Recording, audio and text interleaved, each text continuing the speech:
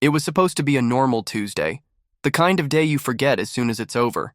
Except this one stayed with me, not because of what happened in the classroom, but because of what didn't happen outside it. We were called out during third period for the annual class photo. Everyone knew about it, the date had been written on the board for a week, and you could feel the buzz in the air, girls adjusting their hair, boys tugging on their collars pretending not to care. I had borrowed a button-up from my cousin and ironed it twice that morning. I didn't have new shoes, but I made sure mine were clean. I showed up early, ready, standing at the edge of the courtyard with a nervous smile, hoping this year I'd finally be centered in at least one picture. One picture where I didn't look like I didn't belong. But they forgot me, that's what they said. We called all the names on the list, the teacher claimed. But somehow, I wasn't on it. I stood there holding my backpack, watching as the class gathered in neat rows, shoulders touching, laughter echoing off the brick walls. I waved. No one saw me. I stepped forward, trying to ask, trying to speak, but someone said, "Sorry, it's already done." And just like that, the camera flashed. Once, twice. The moment was sealed. No one questioned it. Not the teacher, not the students, not even the assistant with the clipboard. When I asked later why I hadn't been called, I got a shrug. "Probably a mix-up," she said, without looking up from her coffee. "Besides, it's just a photo." But it wasn't just a photo. It was the photo. The one that would end up in the yearbook. The one every parent would keep on their shelves. The one every student would sign at the end of the year like a ritual. It was supposed to be memory, proof that you were part of something. But I wasn't. When the printed albums were handed out 2 weeks later, I wasn't surprised to find myself absent. What shocked me was that no one else seemed surprised either. They passed the book around, laughed at goofy faces, circled their crushes, made jokes about who stood where, and when someone finally asked, "Wait, where's you?" I just smiled and said I had left early. They nodded, moved on. It was easier that way, but I remembered. I remembered how I felt standing on the edge of the group, how the sun was warm but my chest felt cold. I remembered how my name wasn't called, not because they forgot, but because someone had to leave it out. You don't accidentally erase someone's presence from a list unless you want to. I didn't have enemies, not real ones. But I was the quiet kid, the kid who borrowed clothes, the kid who never went on field trips because they cost too much, the kid who wasn't funny or tall or loud or rich. I was invisible. And that day they made it official. So I didn't cry. Not then. I just watched, listened, and kept that photo in my mind, not for what it showed, but for what it didn't. I went home that afternoon and stared at the mirror, not angry, just aware. I had been erased, and I swore to myself that it wouldn't happen again. That was the day I started carrying a camera. There's a kind of silence that doesn't come from absence. It comes from choice. That was the silence I met the next day. The silence of people who saw, who knew, who felt the wrongness in the air but looked the other way, because speaking up would mean stepping out of line. And no one wants to risk that, especially in school, where fitting in is survival. I walked through the halls and noticed how carefully people avoided my eyes, not in a cruel way. No, cruelty is loud, sharp, and burns for a moment. This was worse. This was that soft, quiet cruelty that stays with you because it comes wrapped in smiles and shrugged shoulders and phrases like, "I didn't know what to say." No one said anything. Not my classmates. Not the teacher who watched me look at the wall where the photo would soon hang. Not even my so-called friends. And the truth is, I don't think I wanted an apology. I wanted acknowledgement. Just a word. A glance that said, "Yeah, that was messed up," but all I got was indifference. Maybe they didn't know how much it mattered to me, or maybe they did, and just didn't think it mattered enough. There was one moment, though, one that stuck. During lunch, I sat alone at the corner table near the vending machines. It had become a habit, not by choice, but by repetition. That's when Eric passed by. We used to talk in 6th grade, partnered up for a science fair once. He paused, tray in hand, looked like he might say something. His lips parted, but then his eyes flicked toward the popular table, where they were already watching him, and he kept walking. Just like that. That moment told me everything. They all saw it. They all knew it. But no one wanted to carry the weight of my shame, because shame is contagious in school. It rubs off on your clothes, your seat, your name. If you sit with the forgotten one, you might become invisible too. So it was easier to act like nothing happened, to pretend I just wasn't there that day, or worse, that I didn't care. But I did care. more than they would ever understand. That night, I opened the yearbook again and stared at the photo. I imagined myself photoshopped in, smiling, somewhere in the back row. I imagined what I would have worn if I had known it would be my last class photo. I imagined someone pulling me in, saying, "Hey, come stand here." But no one did. That's when the ache turned into resolve. Because here's what most people never realize. Exclusion is a kind of education. It teaches you things books never can. It teaches you who you are when no one is looking. It shows you what silence feels like when it's heavy enough to fill a hallway. And it teaches you how to build your own spotlight when no one is willing to share theirs. I started paying attention after that. Not to them, but to myself. I noticed what caught my eye in the world, what moved me, what lit that small, warm feeling in my chest even when everything else felt cold. And strangely, what I found was that I loved framing things. Moments, faces, light. I'd pause and notice how shadows fell across lockers, how the golden hour turned even cracked pavement into something beautiful. I didn't just want to be seen anymore. I wanted to see. And in that silence, where no one stood up for me, I stood up for something else. My perspective, my vision, my voice, not loud and angry, but clear, focused, and waiting for the right moment to shine. I thought maybe, just maybe, someone in a position of authority would take it seriously. Someone would pull me aside and ask, "Are you okay?" Not because I needed pity, but because I needed someone to confirm that what happened wasn't normal. That being erased from a class photo wasn't just a clerical error. It was personal. It was deliberate. And it hurt. But when I finally gathered the courage to ask Mrs. Delaney about it, all I got was a sigh and a shrug. She barely looked up from her desk, where she was grading a pile of math quizzes, red pen in hand. I stood there, awkward, my voice small but steady as I said, "I think there was a mistake. I wasn't in the class photo." She clicked her pen shut. "Oh? Well, it's already been submitted. I'm sure it wasn't intentional." I didn't know what to say. I just stood there staring at the pile of folders, the stale cup of coffee on the corner of her desk, the little cat calendar hanging behind her that hadn't been flipped to the right month. The whole room smelled like dust and dry ink. She didn't even pause to consider how it happened or why I was the only one not included. That should have been a red flag, but it wasn't. Instead, she leaned back, crossed her arms, and said it, the sentence that would echo in my head for weeks. "It's just a photo. You're overreacting." I blinked. My mouth opened, then closed again. Because how do you explain to someone that being erased from the photo felt like being erased from the year, from the group, from the story? How do you make them understand that when you already feel invisible most days, having it made official, with a printed album is more than just a minor oversight? I tried again. But everyone else was called. I was there. I was ready. She gave me a tired smile, the kind adults use when they want to be done with you. Life isn't fair sometimes. Use it as motivation. Learn from it. Use it as motivation. That's what they always say when they don't want to deal with your pain. Wrap it in a life lesson and call it character building. I nodded, but inside, something twisted. Not because I was angry, but because I finally understood. No one was coming to fix this. No one was going to advocate for me. Not the students, not the teachers, not even the woman who was supposed to care about every kid in her class.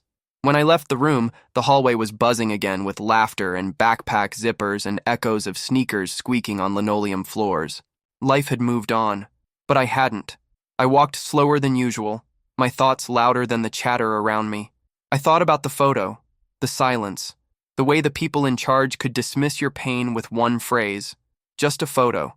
But it wasn't just a photo. It was evidence, a freeze frame of belonging, and I didn't get to be in it. That night, I sat in my room, the house dark except for the yellowish desk lamp flickering above me. I looked at old notebooks, scraps of paper, doodles I'd made during boring lectures. I noticed how many of them were faces, captured expressions, moments, people. I had always paid attention to details no one else noticed, so I picked up my phone and scrolled through old photos. They were blurry, unfocused, but there was something there, a curiosity, a way of seeing. Maybe I didn't belong in their frame. Maybe I needed to create my own. That's when the idea began to bloom. Not loud, not dramatic. Quiet, like a lens adjusting. I was going to become someone they couldn't ignore. Not to get revenge, but to prove, first to myself, then to them, that I existed, that I mattered, that my perspective was worth remembering. The yearbooks arrived on a Wednesday. I remember because it rained that morning, the kind of soft, constant drizzle that clung to your clothes and made the hallways smell like wet rubber and cheap perfume. Everyone was excited. There was a buzz in the air, that familiar electricity, of students flipping through glossy pages looking for their faces, their friends, their moments captured and frozen in time. But for me, there was only dread, a quiet one. Not sharp like fear, but heavy like a truth you've already accepted. They passed the yearbooks out in homeroom. I sat in the back, hands in my lap, watching as everyone tore through theirs with eager fingers. I could hear them laughing, pointing, circling signatures, nudging each other when they found a funny picture or a quote someone had submitted without really thinking it through. The room felt full in that moment, connected, like they were all part of something. And I was just watching. When mine landed on my desk, I hesitated. I stared at the cover for a while, fingers tracing the raised school logo, heart beating, in that slow, tense rhythm that comes when you're about to confirm something painful. Eventually, I opened it, slowly, carefully, page by page. The sports teams, the clubs I never joined, the events I never attended, the faces I passed in hallways without knowing their names. I flipped to the class photo section, and there it was, page after page of students lined up in awkward rows, smiling under fluorescent lighting, teachers standing stiffly at the edges. I found my homeroom, looked closely, one by one, and no matter how many times I counted, there were only 23 faces. I was the 24th. My name wasn't even listed. I don't remember how long I stared at that page, but I do remember the sound that brought me back. Laughter. At first, it was just a few students near the front, then more, then louder. I looked up, and they were pointing, not at the book, at me. Yo, look! It's the ghost of room 207. Dude, they forgot you. Damn, that's cold. No wonder. You're like, always in the background anyway. I wanted to say something, anything, but my throat tightened. My hands clenched the yearbook so tightly the pages bent. I didn't cry, not then. I didn't even frown. I just nodded.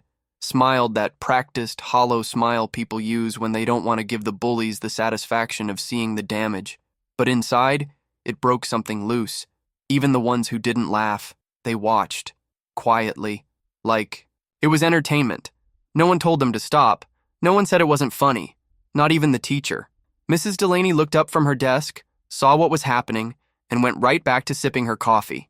Business as usual. They made jokes for the rest of the week. Called me no-show, invisible kid, yearbook who? I heard whispers as I passed by.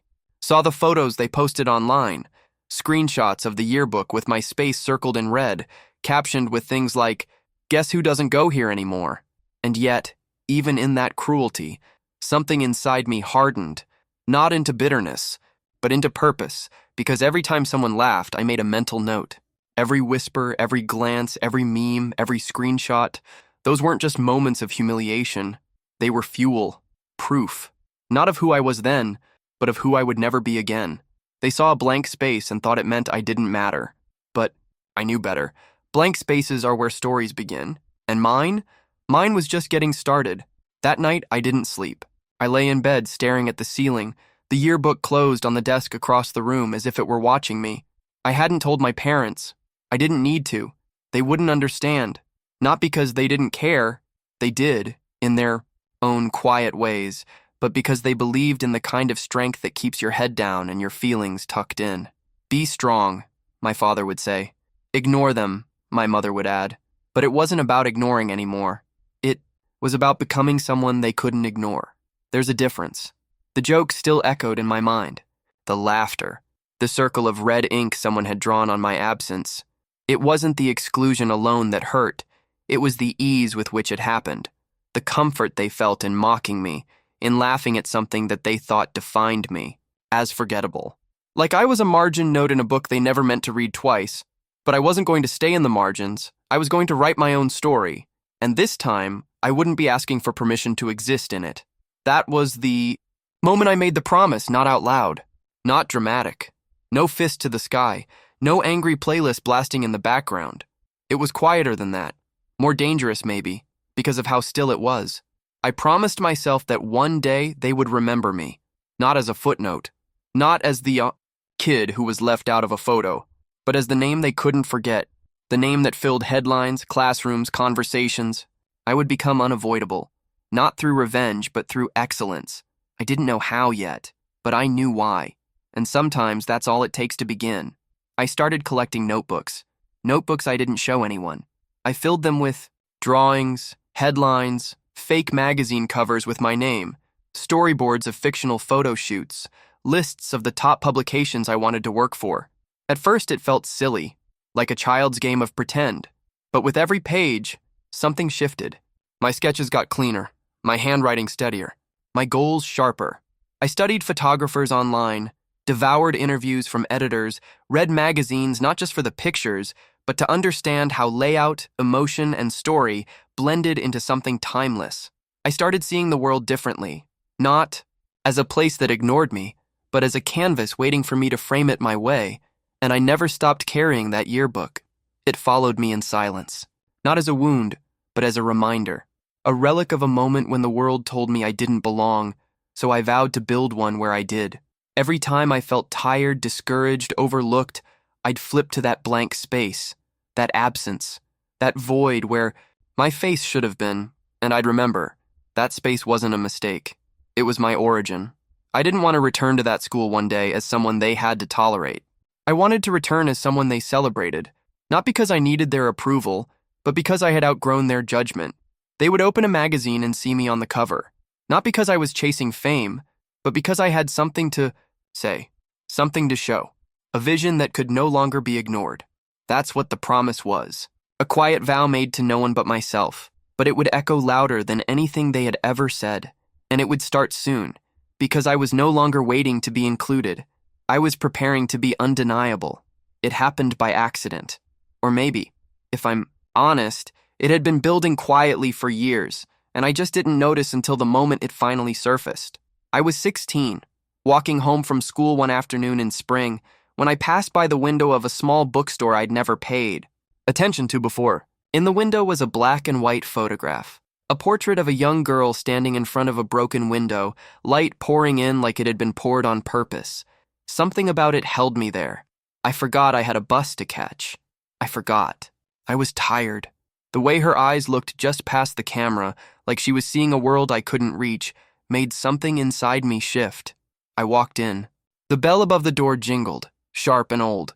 The shop smelled like old paper and wood polish. The photo was part of a small exhibit tucked into the corner. Amateur photographers, some barely older than me. I looked through each one, not just at them, but into them. For the first time, I wasn't just admiring the subject. I was wondering who stood behind the camera, why they chose that angle, that light, that moment. Something about the stillness in each image felt louder than any word ever spoken to me. I stood in that corner for nearly an hour. I bought a secondhand camera from a pawn shop 3 days later, a clunky, scratched-up Canon with a broken strap, and a shutter that stuck sometimes. It was ugly, but it was mine. And when I looked through the lens for the first time, the world seemed quieter, sharper, more honest. I wasn't invisible anymore. I was seeing. I started with small things. My street, the cracked pavement, empty swings, old shoes hanging on, power lines. I wasn't trying to be poetic.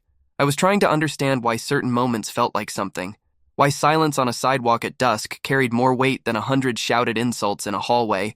I filled folders on my computer with photos that no one else saw, moments stolen from an ordinary town that had never cared to notice me. But through that lens, I began to notice myself. Photography didn't ask me for the right clothes or the right friends. It didn't care that I wasn't in the yearbook. It didn't laugh at my lunch or flinch when I walked by. It listened, patiently. It waited for me to see what I needed to see, and in doing that, it showed me what I could become. I started waking up earlier just to chase the morning light before school. I'd climb rooftops, sneak behind old buildings, follow strangers from a distance just to capture how their shadows stretched when they thought no one was watching. It wasn't creepy, it was reverent. I was learning to read the world in light and shape and silence. One day I took a photo of a cracked glass window with sunlight hitting it just right, and it reminded me of that first photo from the bookstore. I printed it, stuck it on my wall. It wasn't perfect, but it meant something. That photo would be the beginning of everything.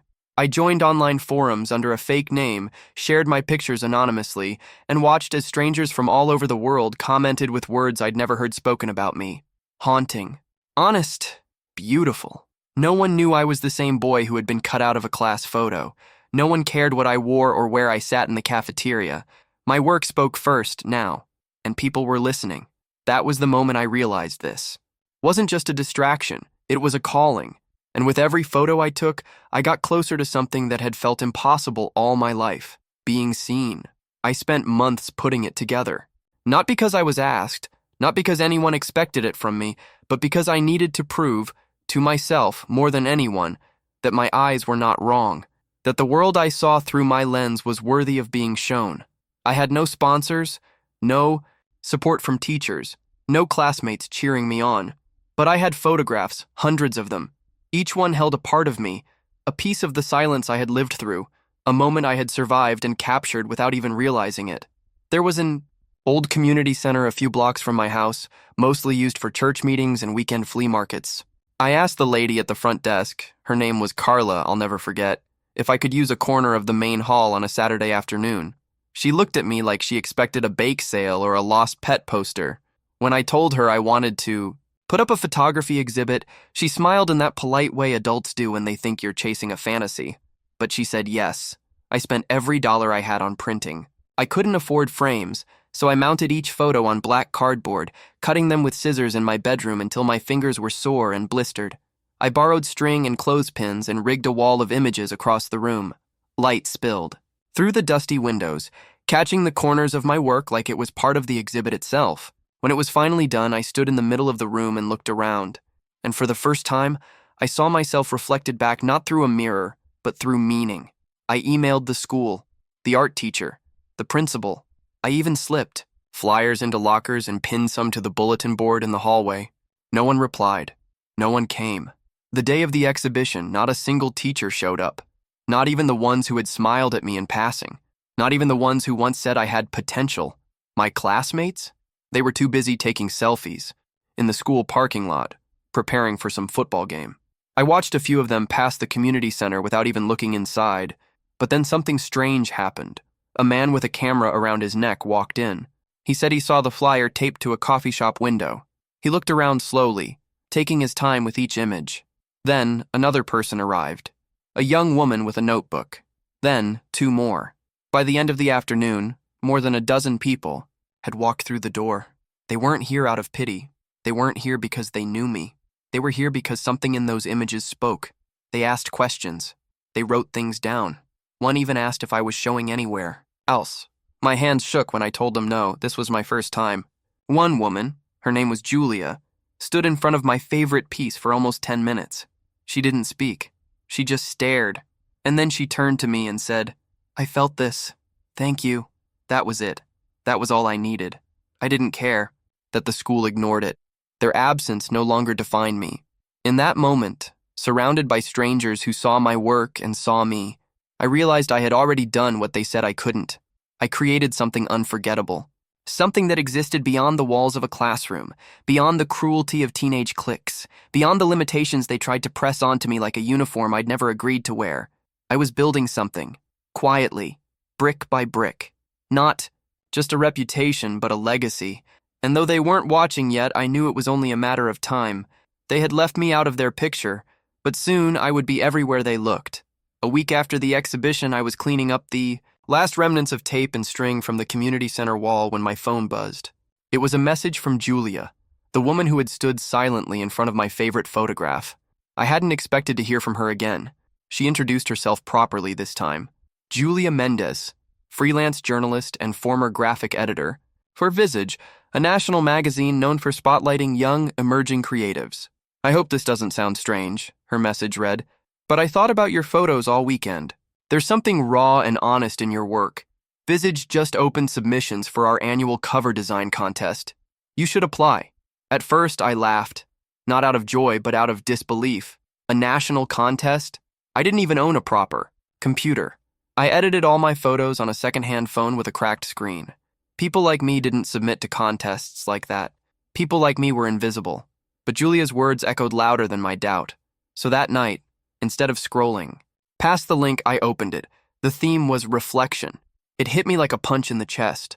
That word had followed me like a shadow. Reflection in windows too clean for someone like me to walk past. Reflection in cafeteria trays when I sat alone. Reflection in the blank stares of teachers who never learned my name. And now, they wanted my interpretation of it. I didn't overthink it.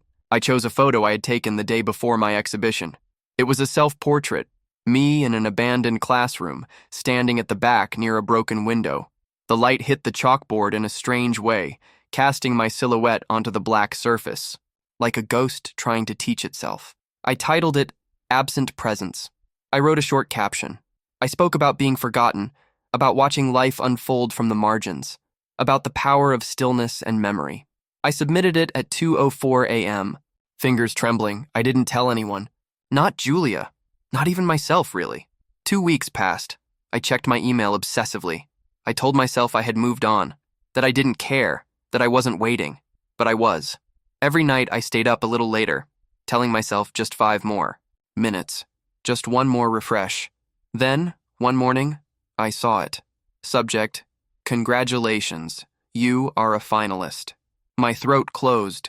I read the message 5 times before I believed it. Out of thousands of entries across the country, I had made it to the top 5.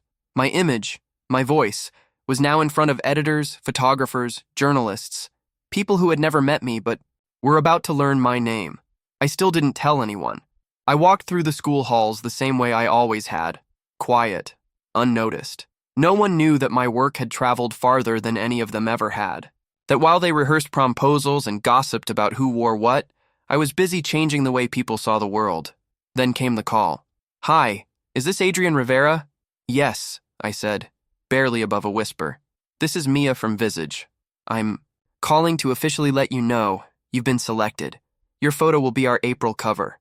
For a moment, I thought she was joking, but her voice was warm and clear, real. We'll fly you out for a short interview and some press materials, and we'd love a quote from you, something that captures the spirit of the piece. I choked back a laugh. A quote? For years, I couldn't even get a teacher to read my name out loud in class, and now they wanted my words printed under a full page. Portrait on one of the most read art magazines in the country. I looked at the photo again. Me, in a room that didn't see me, becoming a reflection they could no longer ignore, and I knew exactly what I would say. The April issue of Visage was released on a Wednesday. I woke up before the sun, heart pounding, my fingers trembling as I refreshed the magazine's homepage. And there it was, the cover, a grayscale image of the abandoned classroom, the cracked window, the chalkboard, the shadow of a student whose body was never invited, but whose soul refused to be erased. At the bottom, in clean serif letters, my name, Adrian Rivera, reflection through absence. It didn't feel real. I sat in silence, staring at the screen until tears blurred the image. Then I took a deep breath, got dressed, and went to school. I didn't tell anyone. I didn't need to. The magazine reached the campus before I did. By the time I arrived, a cluster of students had already formed outside the library where the school displayed current publications. I could hear whispers as I approached. Is that Adrian? Wait, he made that cover? No way. That's him? From Mrs. Langston's class? The same mouths that used to curl in smirks when I walked past now hung open in disbelief. I walked in slow, steady steps. I didn't pretend not to notice. I wanted them to see me now, not out of revenge, but recognition. I wasn't invisible anymore. I was the cover. I was the story. The magazine had printed thousands of copies, and thanks to an educational initiative, schools across the country received bulk orders for classroom inspiration. Ours included. Every teacher had one on their desk. Every classroom had one on its resource shelf. And every week, our school librarian ran a cover of the month, highlight in the morning announcements. That week, it was me. This month's feature comes from Visage magazine. The librarian's voice echoed through the intercom. An incredible photo essay by one of our very own. Adrian Rivera's work was selected from over 7,000 submissions to grace the cover. A powerful reminder that every voice matters, especially the ones we forget to hear. The room went quiet. Not even the class clown said anything. Mrs. Langston? Yes, the same woman who once told me my clothes were too disruptive for school culture, looked stunned. She fumbled with her pen, then glanced at the magazine. On her desk like it had started glowing. For the rest of the day, people stared. Some approached me awkwardly with compliments they didn't know how to give. Others just looked away, unsure of what to do now that the kid they'd ignored was suddenly too large to avoid. At lunch, something unexpected happened. A group of juniors I had never spoken to offered me a seat, not out of pity, but respect. They'd read my short interview in the back pages of the magazine, where I'd talked about growing up without much, about eating alone at school, about watching people pretend you didn't exist. One of them, a girl with pink glasses, said quietly, "That line about being a ghost in your own life? That hit." I nodded. I didn't need to say much. My silence had always spoken louder than words. The final shock came a few days later, when the school principal pulled me out of class. "Adrian," she said, smiling as if we'd been best friends all along, "we're so proud of you. The district superintendent read your article. They want to feature you at the spring assembly as our keynote speaker, maybe even bring in a local artist grant." I blinked. Me? The same kid who had once been sent to detention for wandering the halls when I was just looking for somewhere quiet to eat. Now they wanted to highlight me? I almost laughed. But instead, I simply said, "Sure." And as I walked back to class, passing the familiar rows of lockers and classroom doors, I saw something that made me stop. A bulletin board. It was the same one where last year's yearbook photo had been posted, where every face had been pinned up, smiling in the sun except for mine. Now, the board held something else, a full-page spread of the Visage cover, my face, my name, my story, and beneath it, a quote from my interview, enlarged in bold letters. "Just because you're not in the picture doesn't mean you don't belong," in the frame. I never expected Mrs. Langston to say anything. Not really. People like her didn't apologize. They moved on. They rewrote history. They acted like the hurt they caused was just part of the system, collateral damage. But 2 weeks after the Visage magazine release, I walked into her classroom for 5th period, and something was different. She stood beside her desk, holding the magazine like it was made of glass. The room was full but quiet, as if the class was collectively holding its breath. When I sat down, she looked directly at me. Not past me, not through me, at me. Her expression was unreadable. Then, she took a deep breath and said, "Before we begin, I want to take a moment to acknowledge something important." Everyone turned toward her. She held up the magazine. "This," she said, her voice slightly shaking, "is the cover of the latest Visage, one of the most respected national publications in student creative arts. It features the work of one of our own, a student who reminded me, and hopefully all of us, of something we too often forget. Talent, dignity, and strength don't always look the way we expect them to." Then she did something I never thought I'd see. She walked to the center of the room, looked right at me, and said, "Adrian Rivera, I owe you an apology."